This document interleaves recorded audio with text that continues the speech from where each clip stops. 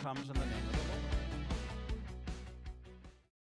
Shalom and welcome to this edition of Revealing the Truth, where we cover the headlines, the heartlines, and biblical truth. I'm your host, Messianic Rabbi Eric Walker. Derek Gilbert hosts Skywatch TV and co-hosts the weekly video program Sci Friday and Unraveling Revelation with his wife, author and analyst Sharon K. Gilbert. Derek is the author of the groundbreaking books Bad Moon Rising, an analysis of the spiritual forces behind Islam, The Great Inception, and The Last Clash of the Titans. He's also the co-author with his wife of the new book Veneration, a book on the pagan cult of the dead, on ancient Israel that reveals hidden prophecies of the return of the evil dead at Armageddon, and a co-author with Josh Peck of The Day the Earth Stands Still, which documents the occult origins of ancient aliens. Joining us now, as he does on the second Monday of every month at the 11 o'clock hour, to host this edition of Exploring the Sensational and Supernatural is our good friend, Derek Gilbert. You can find more about him at gilberthouse.org or skywatchtv.com. Derek, welcome to the program. Rabbi, it's an honor to be here. Shalom. Shalom, my friend. It is great to be you. Veneration is another one of your deep dives into uncovering things that mostly that people never knew, but also delving into something that they seem to be quite fascinated with because they watch Ancient Aliens. They play these online games, these video games, where they're actually taking on these characters. They just don't realize that all these dystopia and futuristic movies that come out, Marvel Comics, DC Comics, all these things that people have grown accustomed to are really a visit to the ancient past and a look into the future. So these futuristic films, they're set in 2040 or set in 4000, are really touching on these very same subjects, but you put them in their biblical concept, naming their locations within Israel,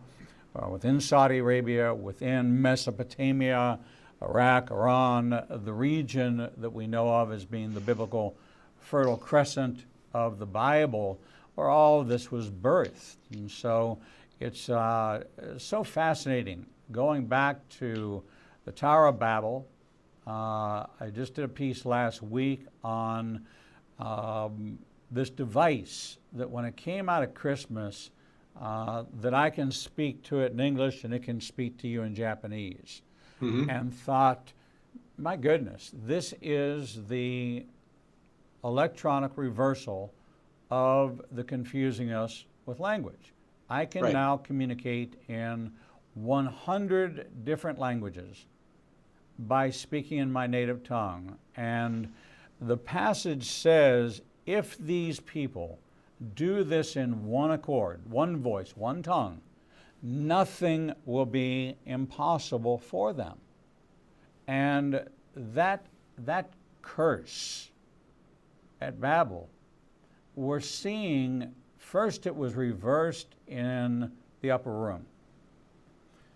And that was the spiritual reversal, when people of different tongues heard them praying in the Holy Spirit in their native tongue. No individual in the room was capable of speaking that dialect, but yet through the anointing of the Holy Spirit. So we saw this breaking, and we saw the end result was the salvations and the awe. We got introduced to the gift of speaking in tongues, which is not a prayer language. It's actually the manifestation of me speaking a language I do not have mastery of to someone in the audience who can identify with that and declare. There's only 3,000 people in the world that speak that dialect, and I am one of them, and I can tell you what he said. That's the true biblical definition, from my understanding, of the true gift of speaking in tongues. But now we see that technology is bridging this gap. New things are coming on the horizon. This idea that your doctor, if you go get a vaccination, could possibly be through the pharmaceutical industry injecting you with a chip that is so small that it can be hidden in a standard vaccine and you not know about it. And foreign countries don't have HIPAA and some of the protections we have, but I don't trust the pharmaceutical industry at all in doing it and apologizing for it later. So I see technology playing its part in these end-time prophetic movements. Absolutely. In fact, Sharon wrote about this 15 years ago in her novel called The Armageddon Strain, where she took that and hypothesized that some evil future one world government might try to weaponize something like that for the purpose of control. But as we look at the headlines today, we can see that this is being played out in a microcosm, a small scale in China. What's happening now with the coronavirus outbreak. And Sharon and I have been following this very closely. Sharon especially, because this is her scientific training as a molecular biologist. She's aware of the science behind the spread of diseases like this and how it might play out. But one of the aspects of this that we're watching is how the Chinese government is using this to justify its total surveillance of its citizens. It's using everything from social media to facial recognition software and artificial AI-powered facial recognition software to control the population of China, to restrict movement through inside the country because of the spread of this virus. As of this broadcast on Monday, February 10th, something like 400 million people in China are on lockdown.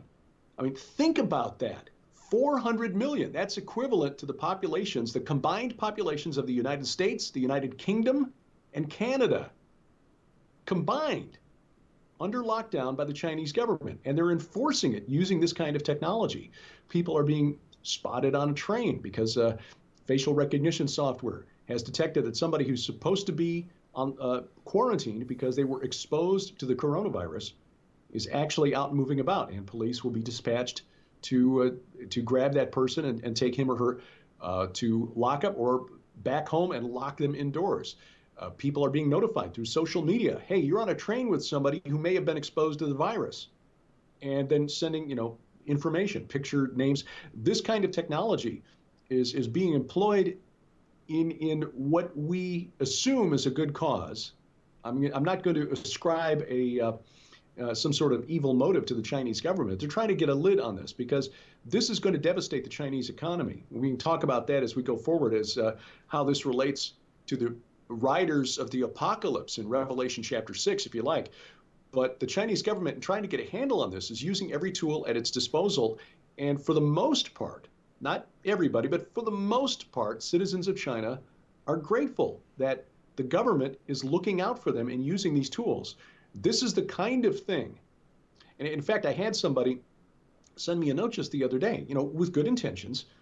Since this is a global health emergency, as we see it spreading to other parts of the world now, thanks to international air travel, why can't the world get together and force China to shut its borders, to keep people inside? Why can't the world impose its own restrictions on the Chinese government? And I sent back a note, politely said, well, this is the kind of situation that will empower a future global government to bring us back to Babel, which is what globalism is really all about. It's about fulfilling the dream of Nimrod in Genesis chapter 10. This is how the Chinese government is employing these technologies, but think about this on a global scale. A global emergency of this sort, people crying out for a global government to impose draconian measures to keep the world under control for their own protection. Because when people are afraid, they will demand that their government step in and protect them from whatever the perceived threat is, whether it's a disease outbreak or aliens from Zeta Reticuli who suddenly land on the White House lawn or in front of the United Nations. Something like this will be how the Antichrist emerges and imposes his will on the world's population. they seem to say that now they've traced the carrier to an anteater. The pangolin. Right. No, no, that happens not to be the case. This particular virus is, according to what I've seen, and if I understand the science correctly, and if not, it's my fault. If I got it right, Sharon explained it correctly. If not, I just misunderstood it. But as I understand it, the genetic sequence of this coronavirus is most similar to strains found in bats. Now, it doesn't mean that somebody was bitten by a bat or ate bat soup necessarily, but that seems to be one of the carriers. The two known reservoirs in the animal kingdom for this type of virus are bats and the civet. And civet is like a cat-sized rodent that's nocturnal and sometimes sold in wet markets like the one in Wuhan. They call it a seafood market, which is kind of a nice term for us Westerners who aren't used to the wet markets of China, where you find all kinds of exotic animals live in cages, ready for sale for people to eat. So you've got civets, pangolins. Their scales are considered a folk remedy for various diseases or various illnesses, all kinds of things that you'll find in these markets. But it does not appear that it originated at the market. The first known patient, had no connection with the market. He may have gone to the market and then spread it through there as people gather and congregate to shop and take home dinner. But it appears that this started somewhere else. Now, there have been a number of theories out there and some conspiracy theories. We've passed along some of those on Skywatch TV. I've been watching this very closely on 5 and 10, and again, with Sharon's assistance, because I don't understand the science as well as she does, nearly as well as she does. There are some indications that this is a new strain of virus that may have a genetic sequence in it that has not been seen before. That is the report of some of the scientists who've done the early work on sequencing this virus. It was published fairly early, fairly quickly for something like this, as scientists and epidemiologists, virologists understood what they were looking at here, something that was pretty dangerous. This is related, and I think we need to explain that coronavirus is not the name for this specific virus. It is a type of coronavirus. Coronavirus is a family of viruses that includes the viruses that cause the common cold. So there are a number of different types, and it's simply called a coronavirus. Corona means crown, because when you look at it under an electron microscope, it has all these little spikes sticking out of it, look like the points on a crown. It's just that simple. This particular strain is related to outbreaks that they've had in China in recent years of SARS, which is sudden acute respiratory syndrome. It's also similar to the deadly outbreak of a strain called MERS, which is the Middle East respiratory syndrome, which was spread from camels to humans. Both of those spread very slowly, and people showed symptoms before they were really shedding virus and infecting other people, which was a blessing. Even though SARS killed about 800 people back in 2002 and 2003, it didn't spread very quickly, and so the Chinese government was able to contain it. The difference here is that with this particular strain, with this new segment that had of the DNA or the RNA, actually, the genetic sequence that hadn't been seen before, that it codes for the protein on the outside of the virus that allows it to get into a host cell. It's sort of like the key that unlocks the door that allows the virus into a host cell so that it can replicate and then basically commandeer that cell's resources to make copies of itself. This is spreading much more easily than SARS did.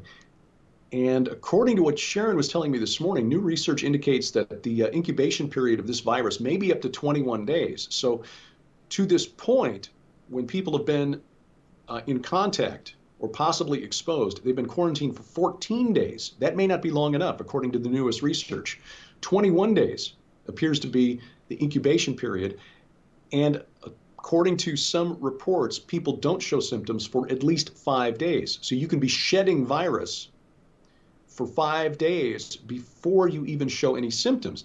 Some of the symptoms don't present like the typical coronavirus, a respiratory disease. Some of these cases have presented themselves as abdominal distress with the gastrointestinal pain and diarrhea and so forth. And there's some indication that this virus is now shed through feces rather than through droplets sneezed into the air like a common cold. So there's some aspects of this virus that are new, that are different, that are disturbing. We've only got a small sample to work with. We may not know the case fatality rate for this virus until the outbreak is over and done with. But there have been estimates ranging from 2.5% to as high as 11%, depending on whose study you're looking at and where the information is coming from. Compare that to the annual influenza.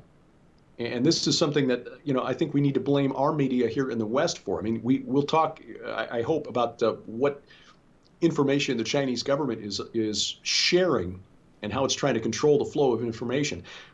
But we're also seeing here in the West a number of media outlets. CNN, I remember, had this report out, MSNBC, Fox News, USA Today. A number of different outlets are saying, yes, this is bad, but the annual flu is worse because the annual flu kills, tens of thousands of Americans every year, and nobody freaks out about the flu.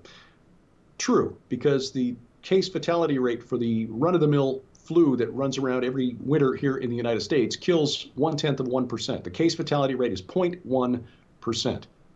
Now, the case fatality rate so far for this coronavirus outbreak appears to be about 2.5 to 5%, maybe as high as 10 or 11%. That gets into the territory, the range of the Spanish flu or the great influenza of 100 years ago. And so we're dealing with something here that's a whole order of magnitude different. Most of us have some immunity to most of the strains of influenza that circulate every year because we've been exposed to it at some point in the past. Besides which, unless you've got a compromised immune system, you're probably not going to die from it. I mean, case fatality rate of 0.1% means 99.9% of us can catch the flu and recover. Not the case with the coronavirus, especially some news that came out over the weekend that there appear to be some deaths related to this coronavirus that were not due to respiratory system failure. In other words, pneumonia wasn't what killed them. It appeared to be what's called a cytokine storm. The body's immune system reacts to the virus and it goes into hyperdrive. And it doesn't stop with just attacking the virus. It begins to attack the healthy cells in the human body, mistaking them for an invader. And it causes massive microphone failure, causes massive organ failure inside the victims. And this is what the Spanish flu caused 100 years ago. So there are some aspects of this that are really disturbing. And it begins to make you look at the outbreak with an eye toward end times Bible prophecy. Are we looking at the rider on the pale horse? It's so interesting that Sharon is a molecular biologist. And so I had briefly mentioned to you that back in 2009, I watched a TED talk from Bonnie Bassler, who's a molecular biologist that had been studying how bacteria communicate, that they actually send out a binary digital signal to other bacteria, because our bodies are always, there's bacteria, good bacteria, bad bacteria. Things like if you had chicken pox, it can flare up in later life as shingles. So there is almost a demonic component to it that is a transmitter within the body to dispatch something to attack. Is it something that has a certain amount of inherent intelligence to it to be able to have its own communication system? Technology is being worked on for the last going on 11 years now to create not an antibiotic, but an anti-communication false signal that sends out the all clear, finding out what the message is when there's a problem, and then tricking the bacteria into believing that everything's okay, and sending out an all clear signal. So you cut yourself. Right? The moment you cut yourself, there is bacteria racing to that cut. How do they know? It's because the bacteria closest to the cut determines that there is an opportunity. The outside air, whatever the reagent is, the catalyst causes it to go into a communication mode and calls to all the bacteria throughout the body and says, hey guys, come join me, and we have an opportunity to multiply, to colonize, to expand. Now, I know when I had pneumococcal pneumonia that put me on a crash cart, that they told me the replication rate of the pneumonia, that had I waited 2 hours, that my lungs would have been 100% completely filled with this rapidly replicating bacteria. That it had all aggregated into my lungs and was producing to the point where they were giving me millions of units of penicillin at a time. I mean, just pumping it into me to try to first stop the growth and then to kill off that bacteria. Of course, we now have new vaccines for pneumococcal pneumonia that are, because it's what killed Jim Henson. It literally killed me. So many were involved in this epidemic that was not really focused on, but in California there were tens of thousands of deaths due to this particular strain, and it's airborne. It's out there now. I'm exposed to it right now in this studio. It's there. It lives out there, and if you're compromised your immune system, then it attacks. So is there a demonic aspect to this? Is this one of the many ways? We look at the man who is barking and chained, and what is your name? Our name is Legion, for we are many. And so Legion in a Roman army could be up to 40,000 occupying one person. So does that put it in a category that could it be a bacteria or a virus that actually is an agent of this setting up a principality within your own body? The clean house syndrome, you have to clean the house. Well, that's antibiotics and antivirals. Can we stretch it to that? Is that too far a stretch, or is that real? Well, it's an interesting thought, and Sharon and I've actually speculated on this to some extent in some of our Sci Friday programs, and over the years. A natural question that she would ask as a biologist: virus is fundamentally different from a bacterium in that it does not have its own metabolic process. It's like a small machine. So I think we need to separate bacteria from viruses because they're fundamentally different. Virus is essentially just a small little genetic machine whose only purpose is to replicate and just make more copies of itself. It really, when you could say from a strict definition, a virus really isn't even alive. It's like just a little biological machine, which is kind of funny. Scientists have announced recently that they've created their own, the first ever biological machines. Well, no, these little biological machines called viruses have been around for a very long time, but were they created by God? I would say that they're not demonic, a demonic creation, in that I don't think demons are, frankly, that smart. I believe that based on the evidence we have from the ancient world, that demons are the spirits of the giants of old who were destroyed in the flood. That was the belief of the early church. It was the belief of the apostles, and we see that in their writings. It was a belief really up until about the 4th and 5th century, Julius Africanus and then Augustine, who shifted thinking away from the Nephilim to the sons of Seth, the Sethite view of the Nephilim. Right. But would this sort of expanded definition of consciousness, which includes not just the human mind, but our biome, and the fact that there's research that indicates that human memories are not simply stored in the brain, but also in other parts of the body. People who have new memories, odd memories or different sensations or different preferences when they are the recipient of an organ transplant. How does that happen? You've seen some movies based on that where somebody gets a transplant from an evil person and suddenly goes all evil. But there might be some truth to that. Is there a spiritual connection there? That's entirely possible. We can only speculate. We honestly don't know. We're talking with Derek Gilbert, Skywatch TV, gilberthouse.org.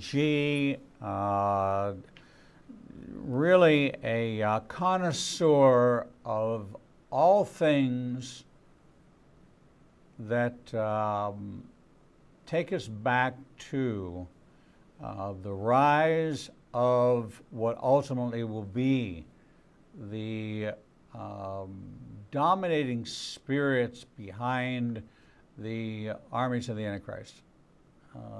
They will align themselves, they will reappear, and launch up a battle against the body and against the Messiah in this war to come. And in any good battle strategy, you would know your enemy and how your enemy operates. You would be able to call them by name, look at how they, the strategies they used of old, will they use again? And the Bible clearly states that they will, and that they will come again, and we need to be prepared. We're going to take a short break, and when we come back, we're going to continue in this discussion about the coronavirus. We're going to talk about unusual weather patterns and stormy weather and shifts that seem to imply that there's something happening, or is it just more of the same thing happening? We'll talk about their upcoming Israel trip, and I want to go over a roster of all the conferences you're going to be doing this year that people can find on skywatchtv.com and they can find on gilberthouse.org, but they don't hear about unless they traveled in this circle, and I want to expand this circle to our larger audience. So we're going to take a short break, and we'll be right back with Derek Gilbert. The Lord meets you right where you are, and so does Igniting a Nation's new live streaming outlets. You can now watch Revealing the Truth, Revealing the Bible, and Prophecy Revealed simulcast live each Monday through Friday from 10 a.m.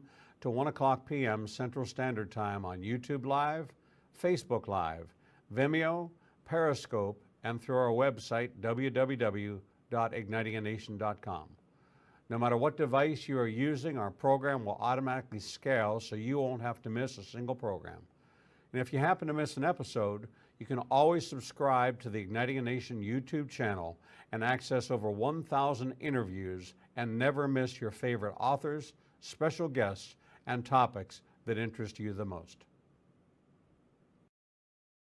There are lots of ways to see Israel, but nothing compares to seeing the land of the book and the people of the book through the eyes of two Jewish believers who can take you on a journey that will bring the entire Bible to life.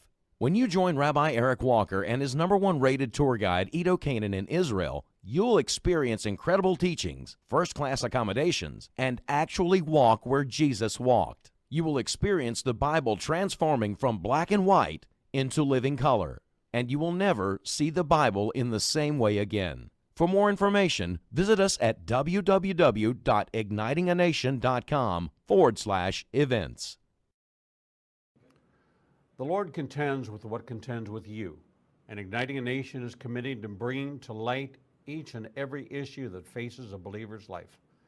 Our live stream programming and teachings take you on a journey to finding biblical truth from a wide variety of experts who share their insights into a deeper walk with the Lord. We have assembled the most comprehensive panel of experts in the fields of prophecy, caregiving, healing from trauma, shame, and abuse, and so much more. We continue to expand our teachings and programming to meet your needs. We're committed to healing the nations with biblical truth. Visit www.ignitinganation.com to develop a deeper walk with the Lord and start your journey to a transformed life. The Bible commands us to study to show ourselves approved, but most study using Bible study tools and not actually studying the Bible chapter and verse. Igniting a Nation is pleased to present Revealing the Bible, recorded and taught each week before a live audience. We take you deeper into the actual Bible and verse in both Hebrew and English and connect the dots between the Old and New Testament. You can attend our 2 classes in Tuscaloosa and Birmingham or watch the program every Wednesday at 11 a.m. Central Time on ignitinganation.com and all our other simulcast outlets. For more information, visit www.ignitinganation.com/events.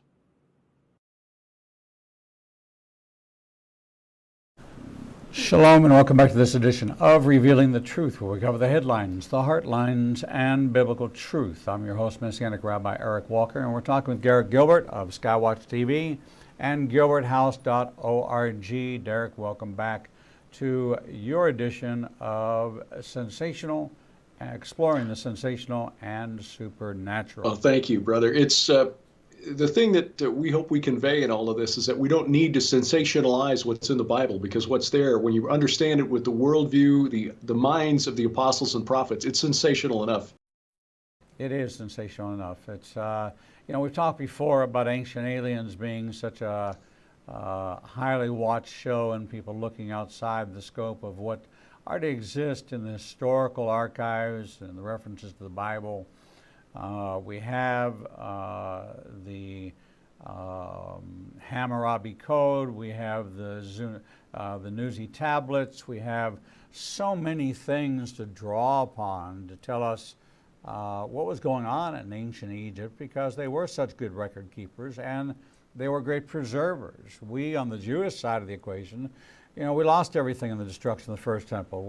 We didn't learn our lesson, and then we lost everything again in the destruction of the second temple, believing that was the impenetrable archives of our historical records. So we have to go back to a number of sources, exploring deeply into what you and your wife are both such incredible researchers.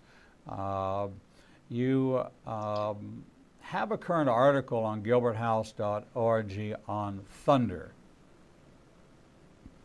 And when I think of thunder, of course, I think of weather patterns, and I start thinking about the gods of thunder and the ancient lore, but then how it manifests itself out today in things we look like at weather patterns and sounds that come, and does God communicate this way, and are we missing a channel of communication? So take it from there, really, with this gilberthouse.org. What we do at that website, gilberthouse.org, which is sort of a hub for everything that Sharon and I do, but we're in the process of going through the Bible, verse by verse, in a chronological order, which is kind of a different way of reading the Bible. Instead of going from Genesis straight through to Revelation, we go in the order of the stories as they are told in Scripture. So we go Genesis. We've gone through Genesis 1 through 10, which is the story of Nimrod, the Tower of Babel, and then we skip to Job. So we're in the middle of the book of Job, or actually getting close to the end of the book of Job. And this past Sunday, yesterday, we went through Job chapter 38, which is where Yahweh, God, shows up after 36 chapters or thereabouts of Job complaining and his friends berating him, and then the young man Elihu standing up and saying, "You're all wrong. Job, you're wrong to accuse God of being unfair, and your friends are wrong for accusing you of sinning." And then God shows up in the whirlwind. And so I found this wonderful animated GIF, which is the image you're looking at on the screen, which shows this massive tornado that is forming. And just think about the awe-inspiring sight of something like that suddenly appearing, especially if, as we believe, Job lived somewhere in the vicinity of Petra, which is spectacular enough scenery to begin with. God speaking out of the whirlwind. Now, why is that significant? This gets back to what I said earlier about understanding the Bible with the mind of the prophets and the apostles. In the ancient world, in the time of Job, down through the time of Jesus, the storm god, or the weather god, was considered the king of the pantheon, not just in ancient Israel and the lands around it, Canaan as far away as Babylon. Marduk had storm god attributes. But when you go even farther, the Indian culture, the Slavic culture, the Norse culture, Thor, and of course the Greeks and the Romans, where Zeus, Jupiter, became the king of the pantheon by replacing his father called Kronos or Kalos in the or Saturn rather in the Roman pantheon. So this was an image that would have been known to everyone in the ancient world, and yet Yahweh, the prophet said, no, it's not Baal who is the rider in the clouds. It is Yahweh. It is not Baal who speaks with the voice of thunder. It is Yahweh. It is not Zeus who is the thunderer or Thor who is the it is Yahweh. Because as John wrote in the New Testament, in the beginning was the Word, and the Word was with God, and the Word was God. Unique among all the gods of the ancient world, Yahweh pre-existed all things and created all things. And in this chapter, Job 38, we find not only this reference to the storm god imagery, in which the writers who compiled the story of Job after it was handed down through oral tradition understood that this was the way God would represent himself, which is kind of a message to the fallen realm. But there were also references in Job chapter 38 to creation, of course, but also to God's defeat, or at least subjugation of chaos. And again, that's a story that is common in ancient Mesopotamian religion, where a warrior god, Marduk or Ninurta or Baal, had to defeat a chaos dragon or chaos monster. We see it reflected in the Bible as well, in Psalm 74, in Isaiah, but Genesis 1, 2. We see it before God creates the heavens and the earth. God's spirit is hovering above the deep, the Tahom, the Tiamat, which is the Sumerian name for this chaos monster. God brought order out of chaos. And these secret societies who are hoping to achieve ordo ab chao are just trying to, well, in fact, what they're trying to do is bring chaos out of order, is the actual truth of it. But it all goes back to what God actually did. And these other gods, these small g created beings, fallen angels who masqueraded as gods, tried to claim credit for what God did. And when you dig into the scriptures and you see in Job 38, you also see it earlier in Job 26, references to it in Job 7, verse 12, Job 9, verse 13, other references to this defeat of chaos, which was a monster represented by the sea, which also represents the abyss. You see this sprinkled throughout the scriptures, references to Leviathan in Job, but to Rahab in Isaiah. But you see the ending of this conflict in Revelation chapter 21, when God creates a new heaven and a new earth. You also see this sort of odd reference when you think about it. God creates a new heaven and a new earth. You'd think everything on earth, the land, the waters, the mountains, everything would be new. But no, it says God, there's a new heaven and a new earth, and the sea was no more. Why is the sea mentioned separately? Because that's a representation of chaos, the abyss, this chaos monster, this primordial rebel that even predates God creating, saying, let there be light. So that's what we dig into in our weekly Bible study, which is posted every week at gilberthouse.org. And we just find it so exciting when you dig into something like the book of Job. The first time I read through the Bible and I read through Job, it's okay, it's a bunch of complaints by a guy. Okay, he's a good example of how to patiently endure trial and tribulation. But it's much more than that when you understand the worldview of the prophets and the apostles. You understand that much of the language that's in there, the imagery that's in there, the way God is described, is directed as a message at the spirit realm, which has rebelled against his authority. And that just makes this, it makes the Bible come alive. You know, there are many references in the Bible to thunder. Probably the one that most people are familiar with is Elijah, and God saying, my voice is not in the thunder, but in the still small voice. But interestingly enough, in 1 Samuel 2:10, the adversaries of the Lord shall be broken in pieces. Against them he will thunder in heaven, meaning that the power of God is contained in him, not in the lesser beings of the thunder gods, or this is an attribute of God. He'll judge the ends of the earth. He will give strength to the king and exalt the power of his anointed. And so we see that. Now, as we look at shifts, we look at this huge forest fire consuming a great deal of Australia, followed by a huge anomaly of 120, 140 mile an hour winds, bringing a storm to that same area afflicted by fire. It seems to be by any measure of biblical proportion. Yeah, we're seeing a lot of apocalyptic events out there right now. In addition to the pestilence that is spreading from China, we're seeing, of course, wars and rumors of war. The peace plan proposed for Israel, of course, but we're also seeing earthquakes in diverse places. Just a week ago, a magnitude 7 or thereabouts in the Caribbean between Cuba and Jamaica. Thankfully, very little damage and no injuries. But just a reminder that there are things going on out there that we as the church should pay attention to because we're closer to the end than to the beginning. Sharon and I recorded an episode of a program that we produce for Skywatch TV called Unraveling Revelation, in which we specifically addressed the coronavirus outbreak. Is this evidence of the fourth rider of the apocalypse finally riding? And I think you can go back to the first century and the resurrection of Jesus and say, you know, all four of these riders have been racing across the earth ever since the first century. When we look at the 19th century, and this was something that I realized in post-production, because I had talked about how in the 19th century, most Christians were amillennial.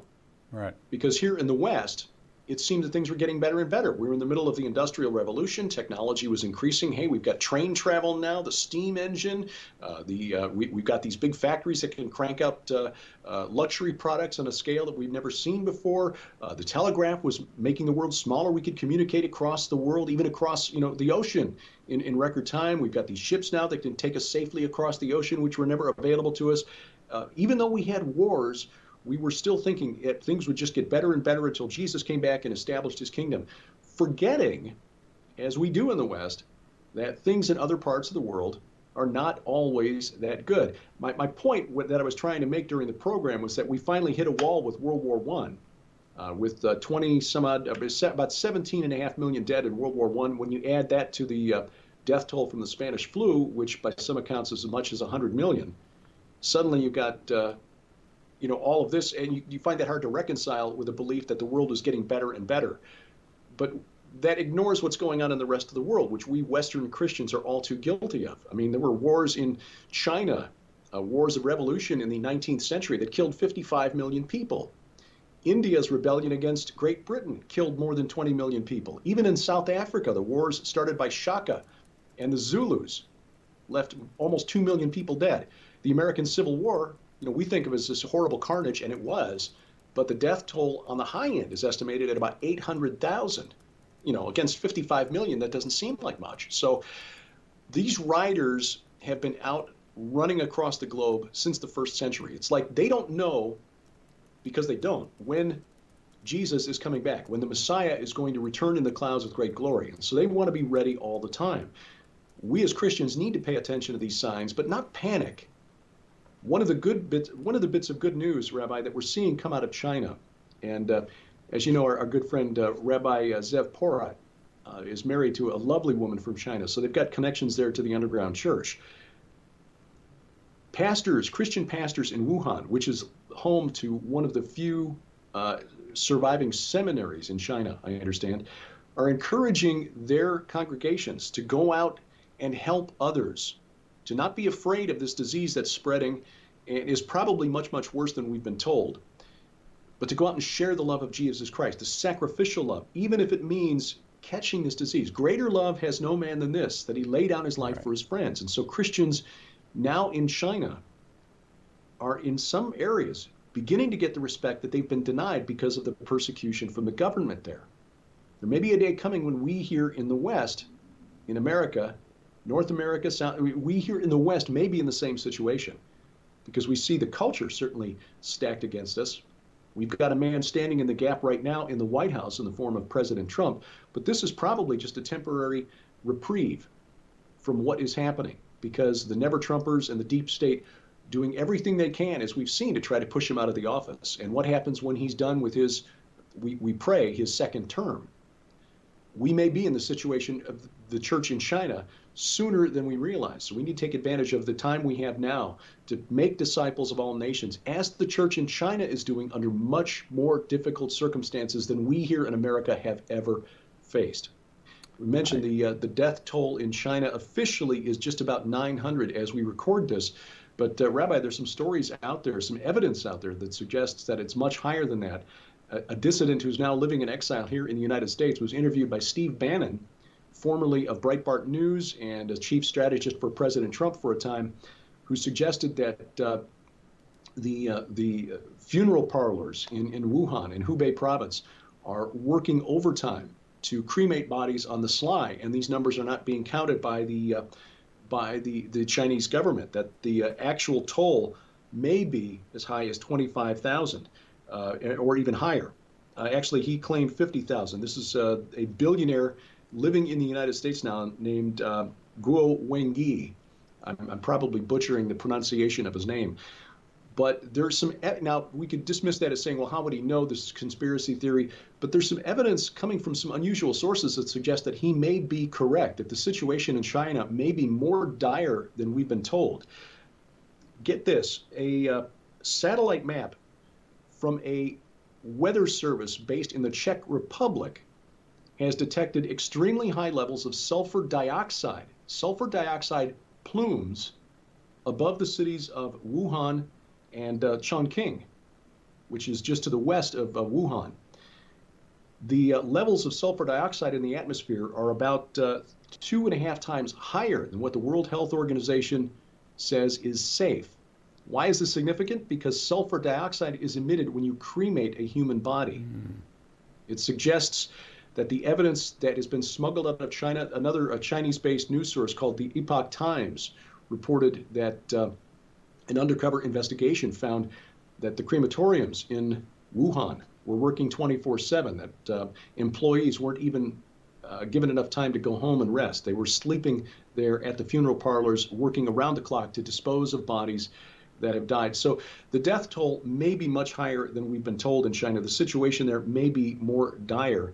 And the implication for us in the West, even if we don't see the disease break out here in the West, is that there's an economic shock that's coming.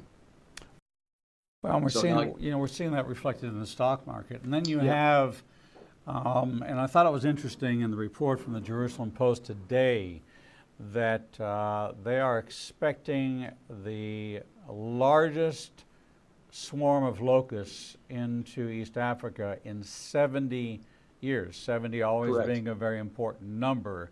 They're saying in a single day, a swarm of this size can consume enough food to feed 35,000 people and travel 60 miles. So this swarm that is coming down already has consumed parts of East Africa, in Eritrea, and in Kenya and Somalia. Right. Djibouti and Eritrea as well, and they added Uganda and South Sudan, which is also interesting because we're talking about some areas which are mentioned prophetically in the Ezekiel 38-39 coalition. Right. So right. Here's something else to add to that, Rabbi, which again is significant. Many nations, including the United States, have either curtailed or completely stopped travel to and from China, and that people coming from China are being quarantined. Again, probably not as long as they should be if this report that it incubates for 21 days is correct. But one of the airlines that has not ceased operations to China is Ethiopian Airlines, which is the largest air carrier in Africa. Other carriers from Kenya Airways, South African Airways, they have suspended flights to and from China. But Ethiopia, which is like many nations in Africa, been enjoying growing economic ties to China.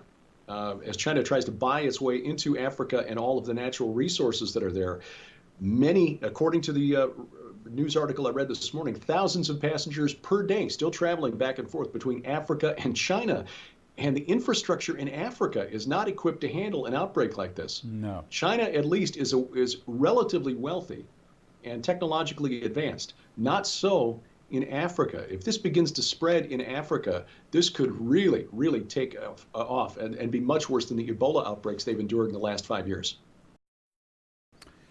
Before we run out of time, we've got about a minute and a half. You've got an Israel trip coming up in October 2020, and your deadline is fast approaching. Where can people get information about your trip? That would be at skywatchtv.com/Israel tour. We'll be there October 12th through 25th, and there's an optional extension to go to Sardinia and see the megalithic sites there, including a stone ziggurat that may be 6,000 years old. Wow. There's also a separate 8-day tour if people just want to visit Sardinia.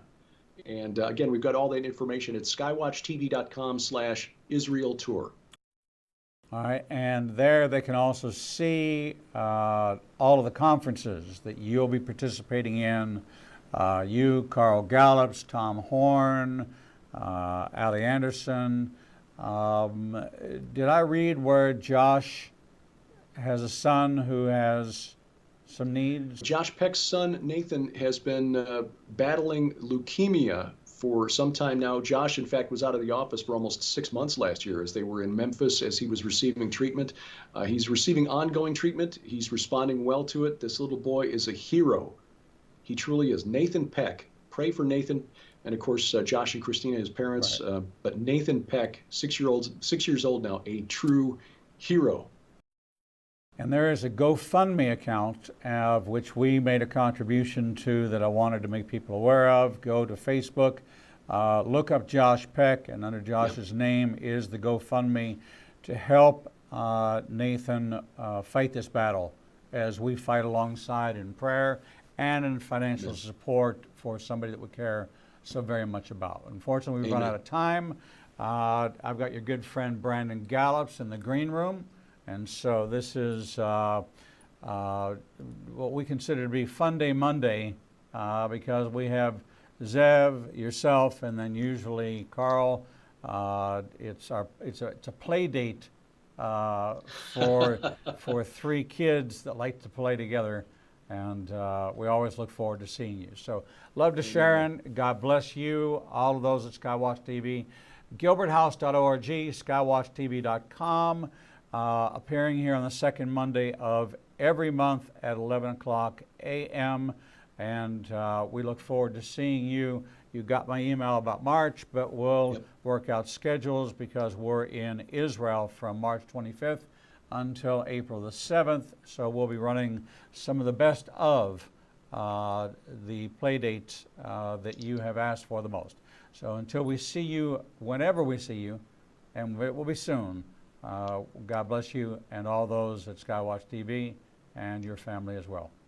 God bless you, Rabbi. Thank you. Thanks. God bless. We're going to take a short break, and when we come back, we'll bring you the next edition of Revealing the Truth.